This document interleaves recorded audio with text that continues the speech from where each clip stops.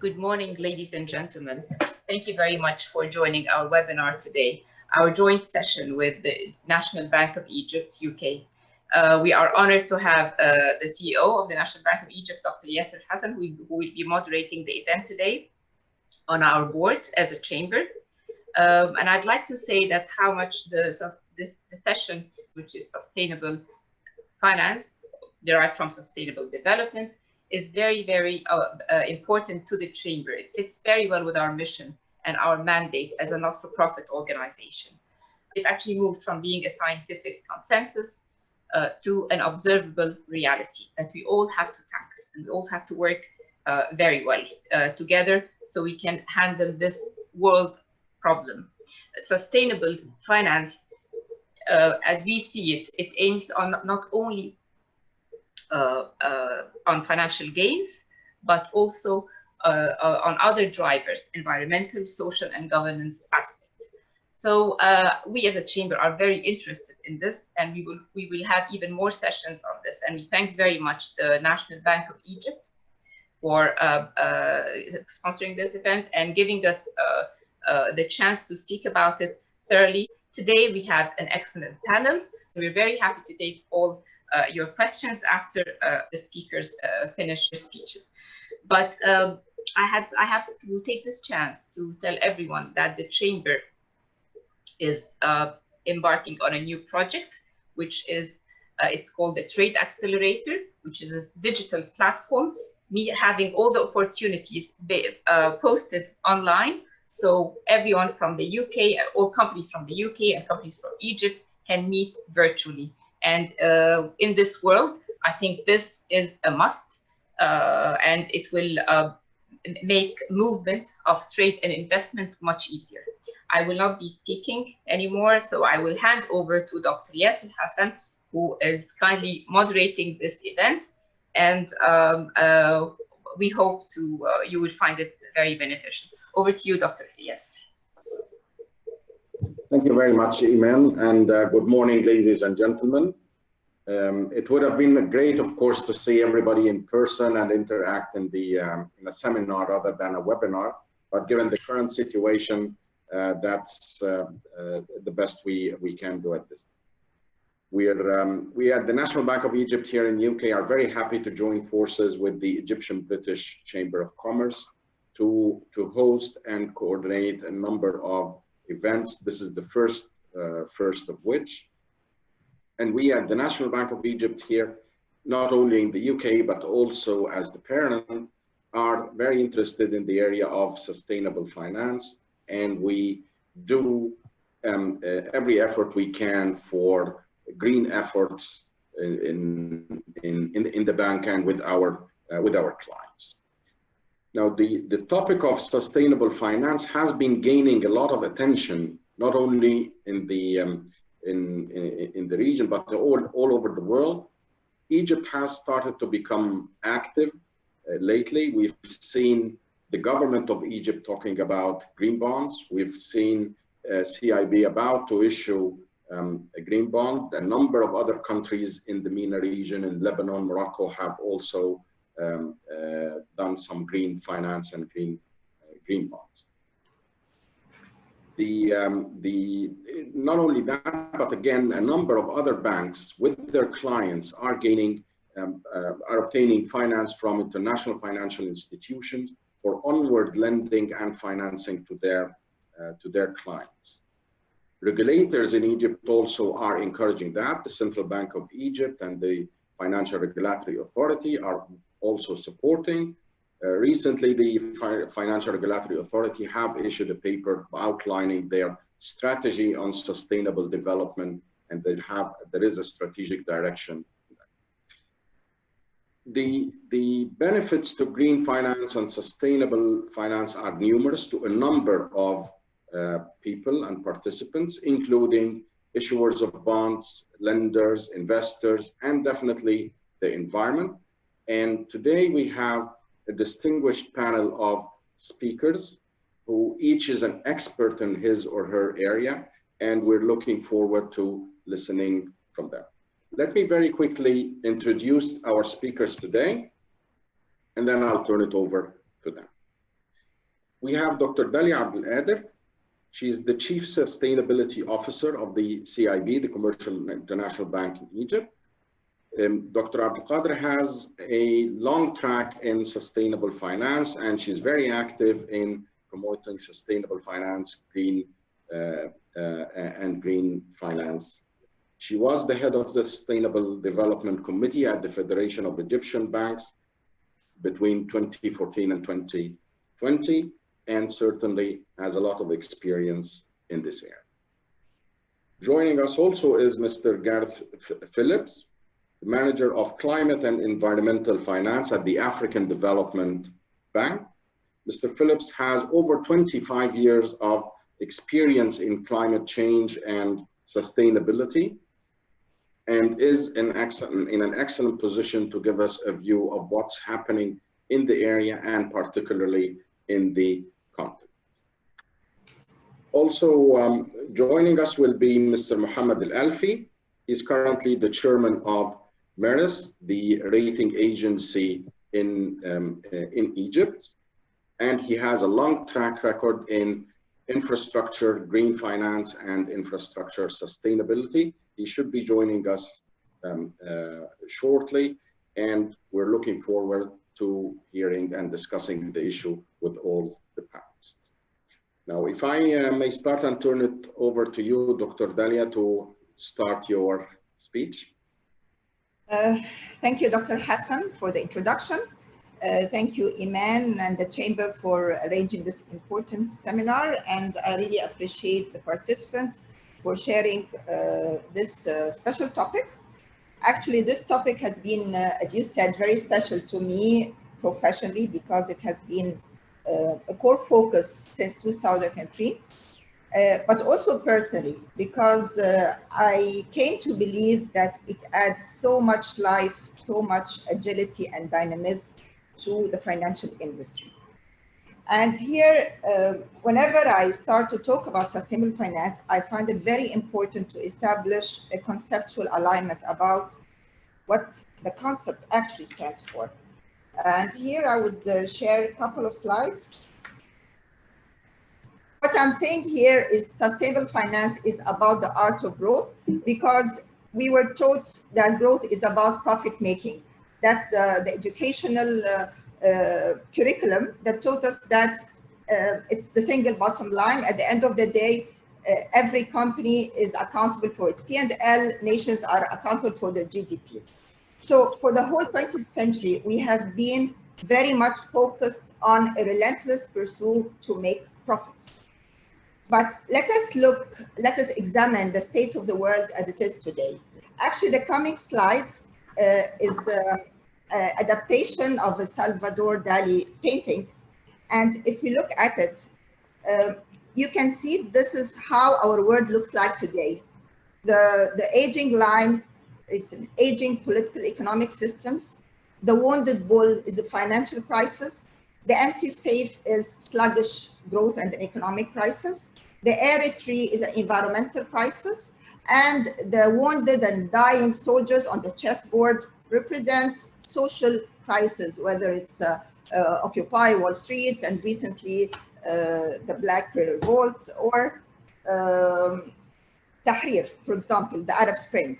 So what we're witnessing now is a plethora of crises, and we tend to see them as independent crises, but actually they are all connected. The economic, the environmental, the socials, they are all interconnected crises. And they say one thing, it's a crisis of a mindset that taught us that growth is profit making. And this brings us to the meaning of sustainability. Actually, sustainability is a strategic concept that help us reinterpret growth and sets the connection between economic growth and environmental, social governance concerns. If you look at this slide, it summarizes the whole concept. Actually, it is the balance. Think of it as a table with 3 legs. If one of the legs is shaken, you are vulnerable to fall at any time. Your growth is not sustainable. So we want to see that sustainability is about growth, and it's about the capacity to sustain your growth and the capacity to connect with the outside world. If we get disconnected with governance, for example, you're bound to fall, and we have seen so many scandalous and crises faced by corporates. The financial crisis is one of them. Environmental concerns and crises are also threatening for banks, for corporates, for all of us, I mean, regardless of our sectors. The other thing that I want to emphasize, that I have noted throughout 70 years of experience, that sustainability is not only about the connection, it's about creating value. We agree that it's not only profit, it includes profit, but it includes value creation, and it's all in the connection. And we can summarize the business case of sustainable finance in two concepts: revenue generation and risk management.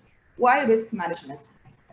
We have been trained to perceive risk, the traditional risk, as credit risk, liquidity risk, market risk. But now, I mean, it's been a long time, over a decade, we have been witnessing environmental and social risks that are very much threatening to banks, for example. Now, the climate change risk is compelling. There's litigation risks. Banks and corporates can stand to pay huge fines and penalties on back of an environmental crisis. We have a transition risk.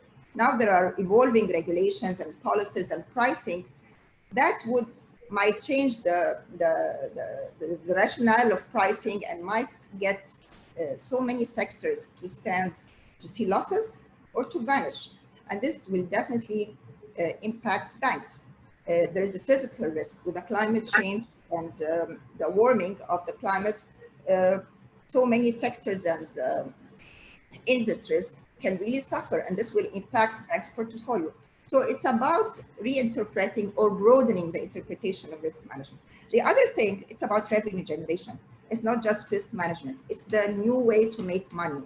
For example, to implement the Sustainable Development Goals, the UN Sustainable Development Goals, we have a funding needs of $2.5 trillion annually. This is a funding gap, but it's actually an opportunity. And this is where agile banks, progressive banks, or any other economic sector, if they see that this is the new way to grow, it's not just a responsibility, I think you will be the first to enter the market. And here I'm going to zoom on the experience of CIB, which Dr. Hassan mentioned. CIB is the largest private sector bank in Egypt, and the fastest growing when it comes to profit. But at the same time, there has been resonance or correlationship between its material growth and its non-material growth. We started actually 10 years ago, sustainability reporting, GRI reporting, measuring our carbon footprint, and being listed on FTSE for Goods, Bloomberg Gender Equality Index, the first for 5 years to be listed on Egypt's ESG Index. And lately, we are in the process of issuing the first green bond in Egypt. So it's not only about, we prepared for it. It took establishing an environmental social management system inside the bank. I mean, there are preparatory phases and stages to take this step, which is very courageous. I would say the most important thing about the green bond that's in the process is the sense of initiative. The bank has not been intimidated by the fact that the market is still growing, the regulators. I mean, there has been movement in Egypt, very compelling, as Dr. Yasser said. But when it comes to sustainability or sustainable finance, we find so many actors intimidated that it's not ripe yet. The regulators did not do the necessary processes. I will not be the first. If you'll not be the first, you will stand to suffer. At best, you'll be a laggard. So taking the initiative, and I learned throughout my experience, is that an industry actor can set the change, even if the regulator, even if the government is not there. But in the case of Egypt, there has been so much dynamism lately. Maybe it's not perfect, but the government already issued its Sustainable Development Strategy. The Central Bank of Egypt already initiated policies. The stock market issued its green bond regulations. Actually, the stock market of Egypt is one of the few stock markets that established sustainability stock markets in 2010 and issued an ESG index.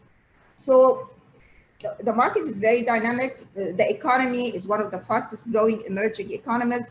There are huge mega projects in the pipeline that qualify as sustainable infrastructure projects.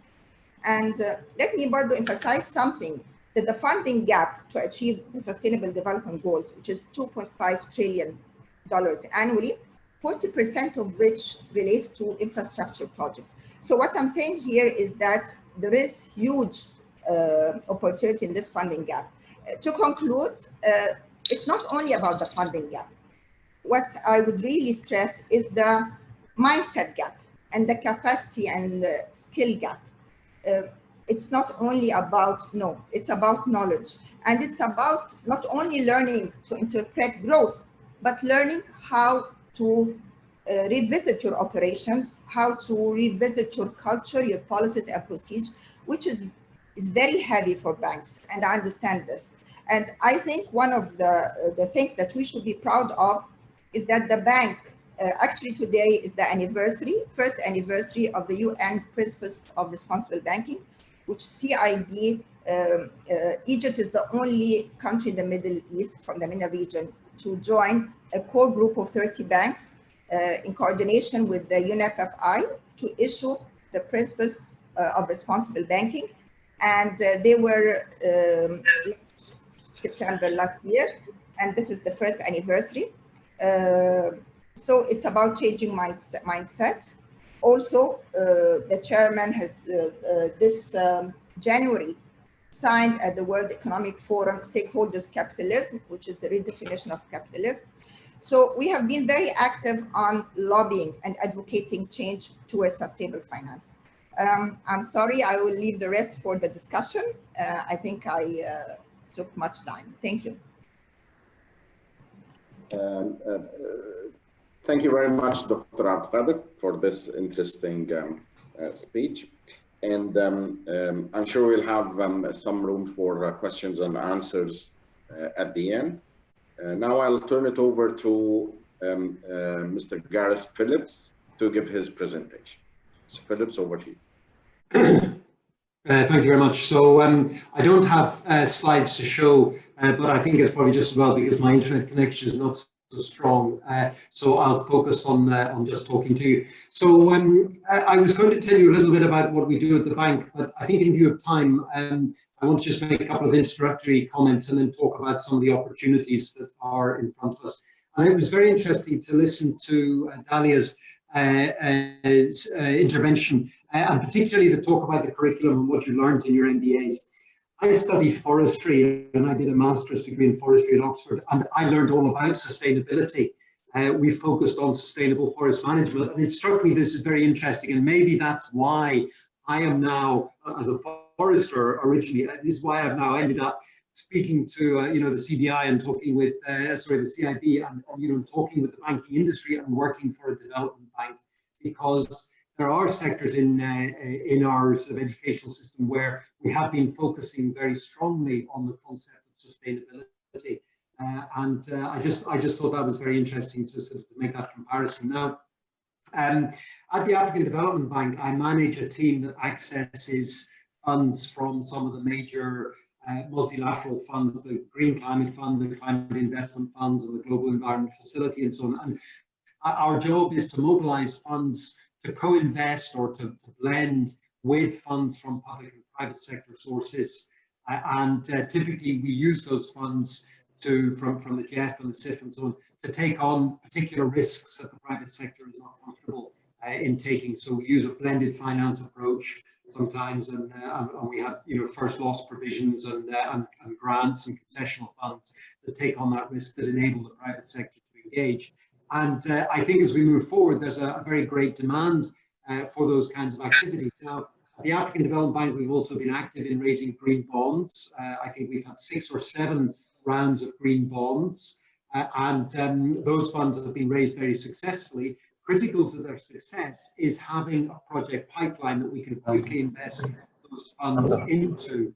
And what typically happens is we identify projects that the bank has already invested in, typically clean energy or sustainable transport projects, for example. And as soon as those green bonds, as soon as the finance is raised through the green bond, the money is then placed into those existing projects and releasing our investments to then recycle and invest into other areas. So the green bond space is active, and I think it has a huge potential to move forward. But I want now to move forward and talk about where we are in the current situation today and the opportunities ahead of us. And it is my view that we are actually just over a month away from a very important potential tipping point. And I think if things go the way that I hope they will, then in years to come, we'll look back at this time and say, this was a really critical period in time when we entered into a new disruptive phase of industrial development and energy and so on. And the key issues that are on the horizon and that are not even on the horizon, that are surrounding us right now, I have 5 things listed: the Paris Agreement, the falling costs of renewable energy, the developments in battery technology, the development of the concept of green hydrogen, and of course COVID-19. These are things that I think are going to change the way that we do business, and I think that, of course, with those come tremendous opportunities, and that's what I want to focus on. So I'm going to say just a few words about each of these 5 things. So the Paris Agreement, as of course I'm sure you know, it's the global agreement to reduce greenhouse gas emissions and achieve net zero emissions by 2050. So most countries, especially developed countries, are supposed to achieve net zero by 2050, and developing countries are allowed to achieve that goal a little bit later, but hopefully not much later.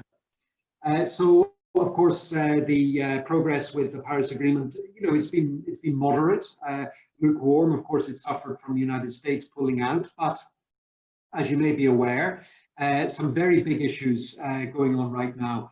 Yesterday, in the General Assembly, the UN General Assembly in New York, China committed to achieving net zero in 2060, with a peak in their fossil fuel emissions or greenhouse gas emissions by 2030. Now, that is a huge step forward, and because China has been one of the major laggards in the process, and I think it's very strategic that the Chinese have come out to make this announcement just now, and it will be a massive boost to the Paris Agreement.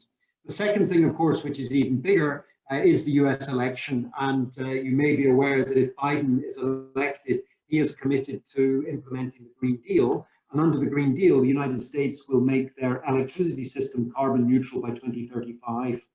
So that will be a massive boost if that happens, and I think that you can expect that if Biden wins and commits to the Green Deal and recommits to the Paris Agreement, which is what he has said he will do, then they will put significant pressure on China, Russia, India, Brazil, Philippines, Indonesia, Australia, and the countries that are dragging their feet a little bit. And I think that we will see a massive boost in interest in investment into renewable energy and energy efficiency systems and clean technologies and so on.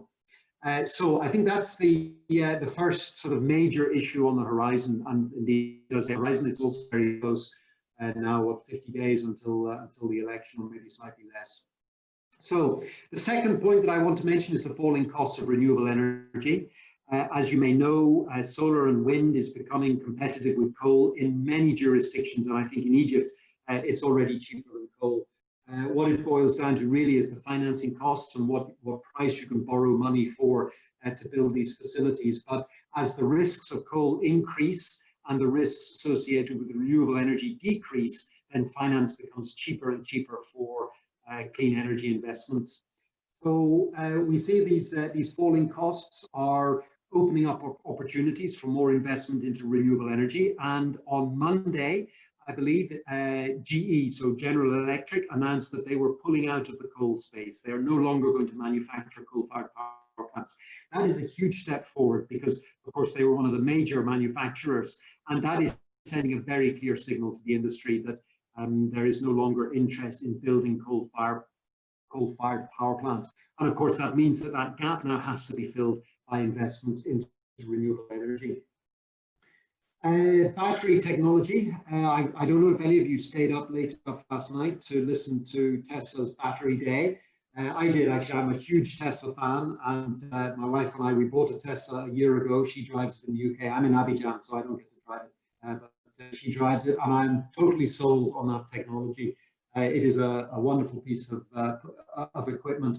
So I was very keen to hear what Elon Musk had to say about battery technology. He didn't announce the million-mile battery that some had hoped for, but he did talk a lot about falling costs of battery production, about improvements in the technology, and about the goals that they are setting to produce terawatts of battery storage capacity in the coming years. So terawatts that's 1,000 gigawatts, and a gigawatt is 1,000 megawatts. So now we're talking about millions of megawatt hours of energy storage capacity. Of course, batteries aren't the only storage capacity. In Africa, we have a lot of potential for pump storage, where you pump water up to a higher altitude and then let it fall and generate electricity in the process, and some other technologies that are sort of coming on or working around the margins. So battery storage and energy storage is incredibly exciting, and it can solve some of these challenges that we have about the intermittent production associated with renewable energy. Green hydrogen, I mentioned, this is a relatively new concept. Green hydrogen is hydrogen that is produced using renewable energy or carbon neutral energy.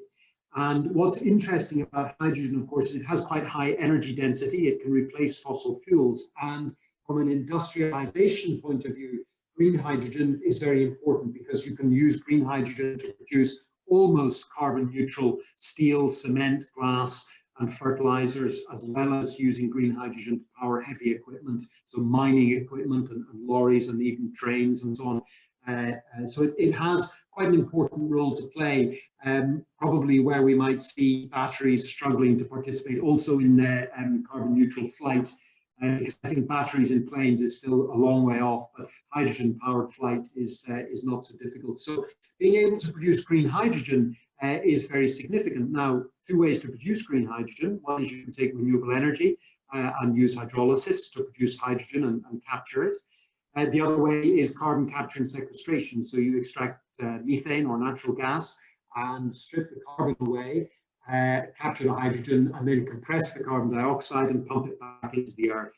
So that's carbon capture and sequestration. Now, I'm not an engineer, but I would bet my money that producing renewable energy and using that through hydrolysis to produce hydrogen is going to be much more favorable, cheaper and lower risk than using a natural gas approach to producing green hydrogen. Now, why do I say that? Well, maybe I'll come to that in my final point. Let me just touch on the last point, which is COVID-19. Of course, this is changing the way we live and the way that we do business, whether we like it or not. Travel, tourism, and the hotel industry is suffering and is likely to suffer a lot in the future, whereas technology, energy supply, and resilient supply chains are very strong areas of growth.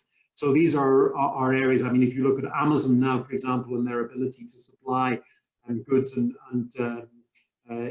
remove the need for people to travel to shopping centres and so on, this is having a huge impact on the way industries are working. So if we take all these things together, as I said in my introduction, I believe that we're facing a very exciting time for investment. I believe we're on the cusp of a really disruptive event. And what does this mean for Egypt? Well, I think that it's very exciting for Egypt because one of the resources that Egypt has in abundance is the opportunity to produce renewable energy. Egypt has massive solar and wind resources that could be developed. Egypt is also strategically very well positioned to take part in carbon neutral industrialization activities and in the production and export of green hydrogen. So I think that, and finally, of course, Egypt has a rapidly growing population, which is going to produce demand for many of the goods and services that I believe we're going to see burgeoning in a post-COVID-19 world. So I think the opportunities are very exciting for Egypt, for businesses looking to invest. I believe that the areas that you can invest in will be areas of sustainable finance that will contribute to the delivery of the Sustainable Development Goals.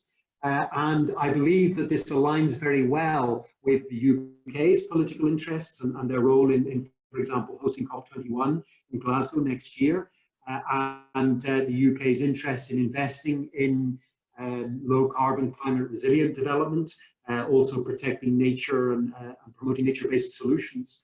And so these are all activities that align with these major events that are surrounding us and happening now. So I think with that, let me stop, and I'd be very pleased to join in further discussions. Thank you very much. Thank you very much, Mr. Phillips. That's interesting, and I like the word that you said, that it's going to be disruptive, and many things are going to happen to change the way things are being done. We'll catch up on that in the QA again.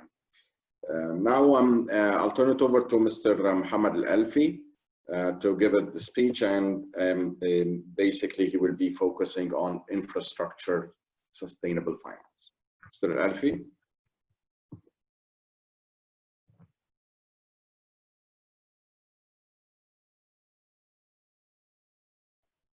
Mr. Al-Alfi, you're on mute, so if you kindly unmute yourself. Okay, I did that. Thank you, Dr. Yasser. Good afternoon, ladies and gentlemen. It's an honor and a privilege to be with you today. I will talk about sustainable financing in infrastructure.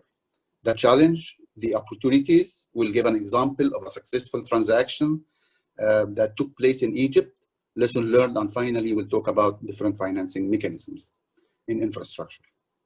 Infrastructure is the foundation and backbone of economic growth and development. All governments and cities are faced with the challenge of providing infrastructure to meet the needs for the rising population, to upgrade the existing facilities, and to build new ones. The challenge of financing of these investments with limited resources was even bigger. The level of financing required to finance the needed infrastructure is such that most governments are unlikely to be able to finance it on their own. Public sector involvement remains crucial.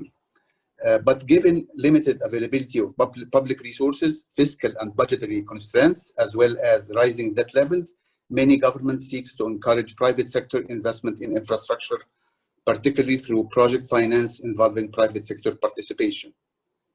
Since late 90s, the government of Egypt embarked on a program to establish regulatory framework with two objectives.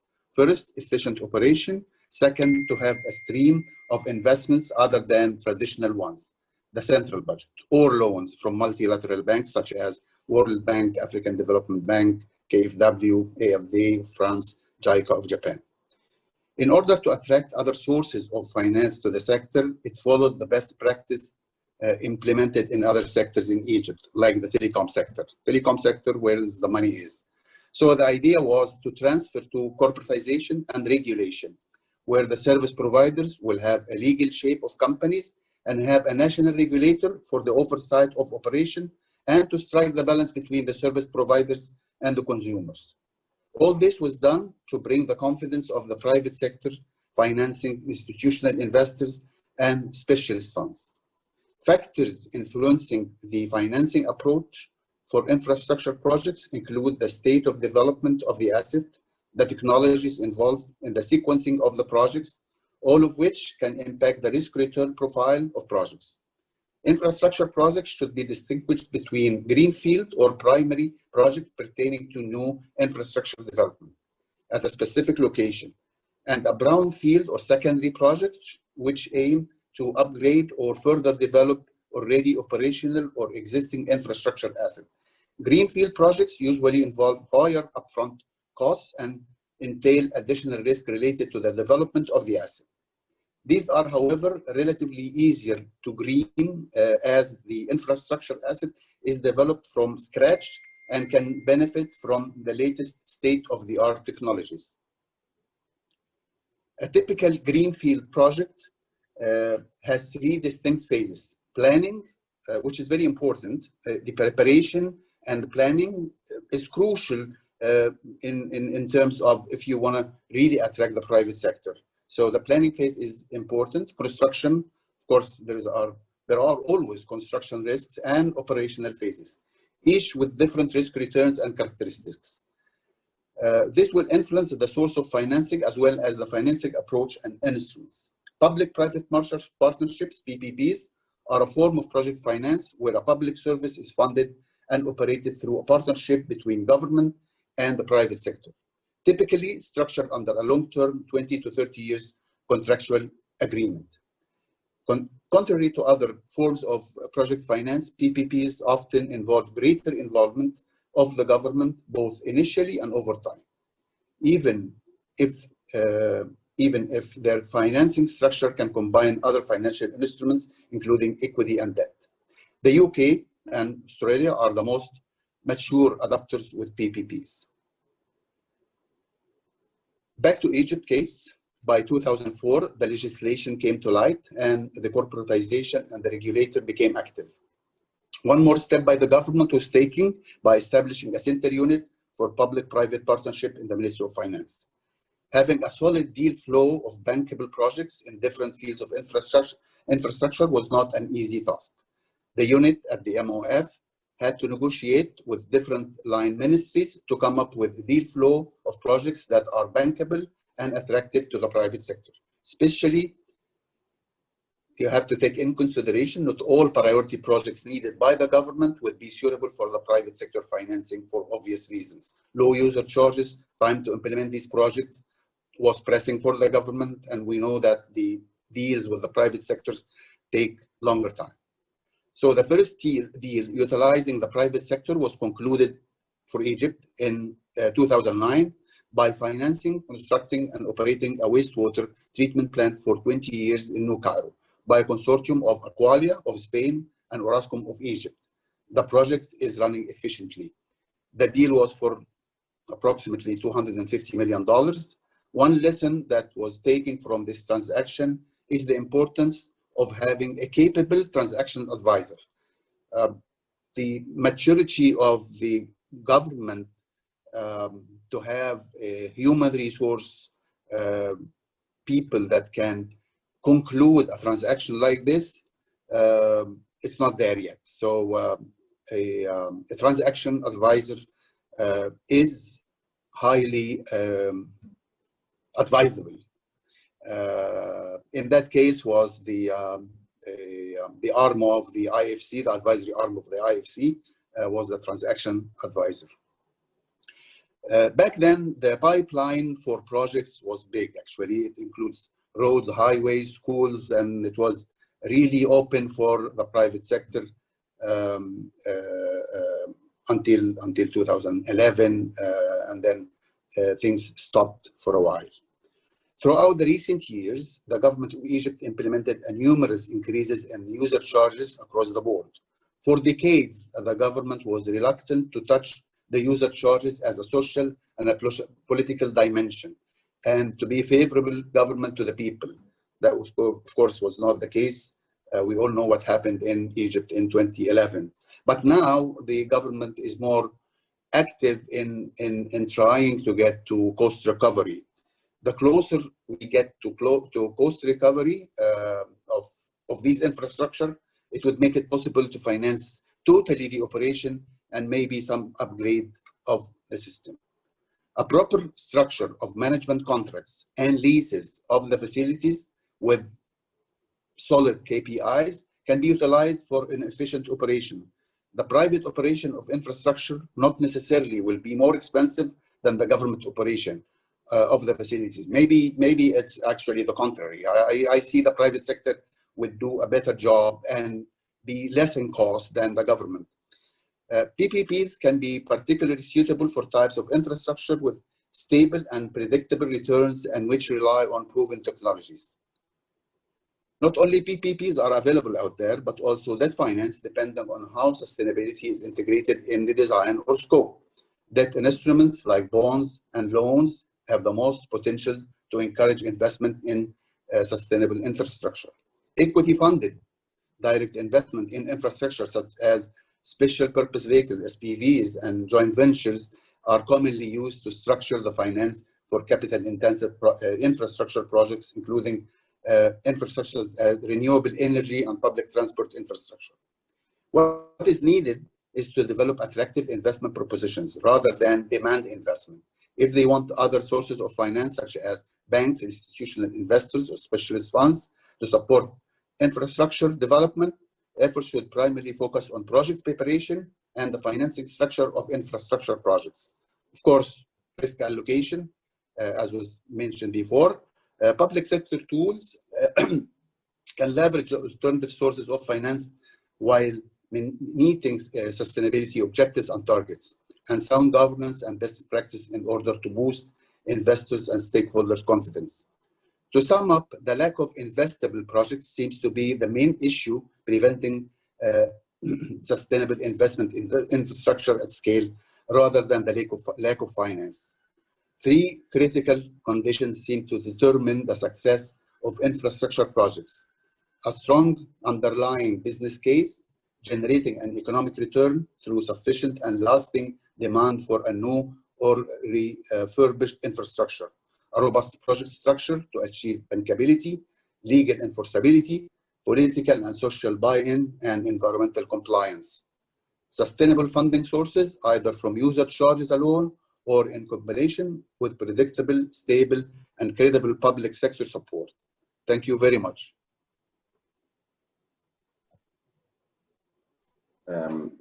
Thank you very much, Mr. Alfi, and all the speakers. That is interesting, and let me look at the questions that we have.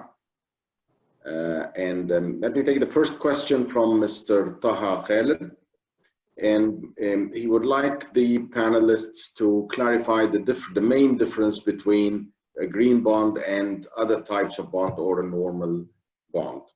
So I don't know, maybe Dr. Dalia, you can shed some light on that. Sure. A green bond is a regular bond, but the proceeds, it has to serve the environmental impact of the project. It has to verify that the project that's being funded has a positive environmental impact. This being said, it is subject to strict guidelines. There are voluntary guidelines that have been issued by ICMA, and there are 4 principles. The first one has to do with the use of proceeds. The issuer has to ensure that the proceeds of the bonds are strictly allocated to energy efficiency, renewable energy, combating pollution, sustainable transportation, any project that has a positive environmental impact. The second principle is about the selection criteria. There has to be criteria, and it has to be audited and monitored. The third is the management of the proceeds, and it has to be audited as well. The fourth is the strict reporting. The issuer and the beneficiary have to report on the website on periodic basis the progress of the project to ensure investors that it has a positive environmental impact. This being said, it has costs. I mean, compared to the regular bond, you have to have an auditor, you have to have a verifier, and maybe someone to certify. So it has additional costs. But in time, I mean, as Gareth mentioned, cost of renewable energy and infrastructure project are lowered, and the business case gets more and more identified. We have green bonds, we have social bonds, and we have sustainable bonds that combine both. It has an environmental and social impact as well. Thank you very much, Dr. Dalia. We have another question saying, how do you see the future of Sukuk in Egypt? How acceptable from your view that Sukuk can be used to finance infrastructure projects in Egypt by the government or to finance public deficit? Is there any advantage over bonds? And maybe Mr. Phillips, you want to shed some light on that? Or?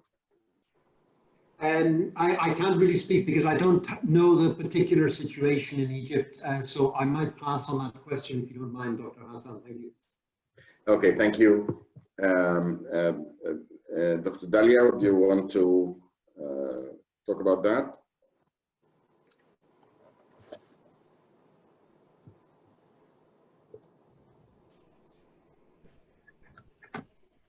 Sukuk has been attempted by some Islamic banks in Egypt, like Faisal Islamic Bank. It has not been scaled yet, but as we said, right now we're very much open to innovative funding, blend funding, Sukuk, green. We are in a very fluid situation right now. And we are witnessing the growth of several. I mean, I'm very optimistic that 2021 will witness the development of several innovative funding programs. Green bond will scale, Sukuk will materialize. It has been more successful in the Gulf areas, but it has not been as impactful in Egypt.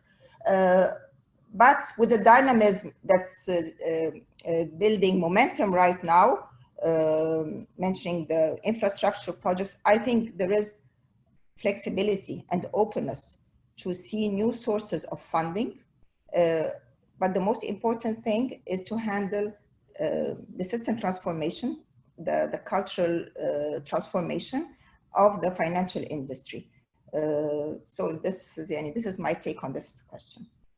Okay, thank you very much. I would just would like to add and confirm what Dr. Dalia said. But the Sukuk is the Sharia compliant or Sharia alternative for the bonds.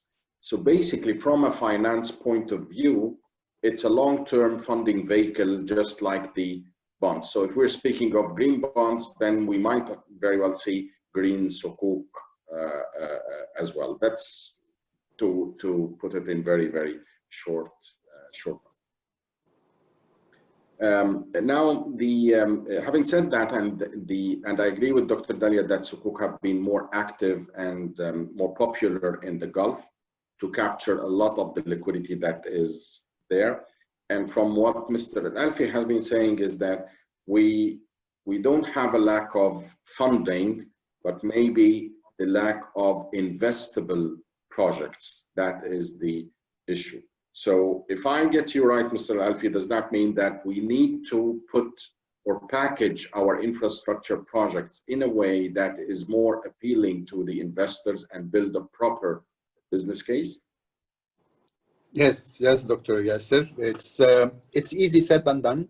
Actually, personally, I was involved in putting together a package for the first private sector deal in Egypt, and it's not that easy. It is expensive because you have to procure services of different consultants, international consultants. I said in that case, the previous case was the retaining of the services of the advisory arm of the IFC, and then other case was KPMG out of London.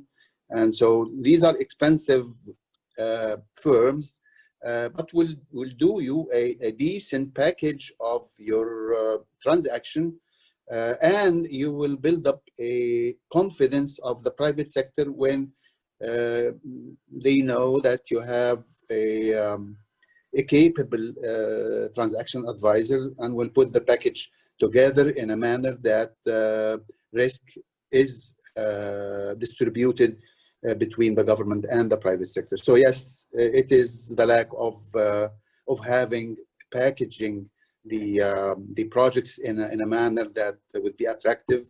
It's not that just asking for investment and doing nothing. It's you have to do the work first. I would also add to what Mr. Alfi said. I think the challenge is the lack of proper stakeholder engagement. I mean, when you go to the regulator, you find that they're very active issuing the guidelines and decrees. When you go to the Ministry of Planning, they have pipeline of infrastructure projects. The central banks are active and taking individual initiatives, but they're not together. So I think the business case is there, the infrastructure projects. I mean, I have been in contact with the Ministry of Planning. No, they do have packaged projects. They are not communicated though.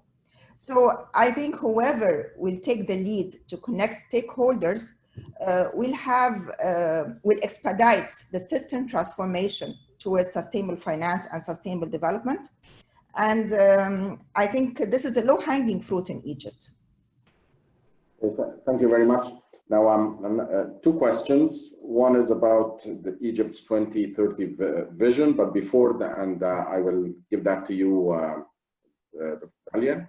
But before that, I want to go to Mr. Phillips, Gareth Phillips, to give us some idea about some benefits or rewards that sometimes lenders, especially international financial institutions, give back to borrowers of sustainable projects to encourage them and grow that part. Thank you very much, Dr. Hassan. Well, I think that's a very interesting question to put it in the sense of, and to phrase it in terms of rewards. Actually, I think it's rather, it will become slightly different in the sense that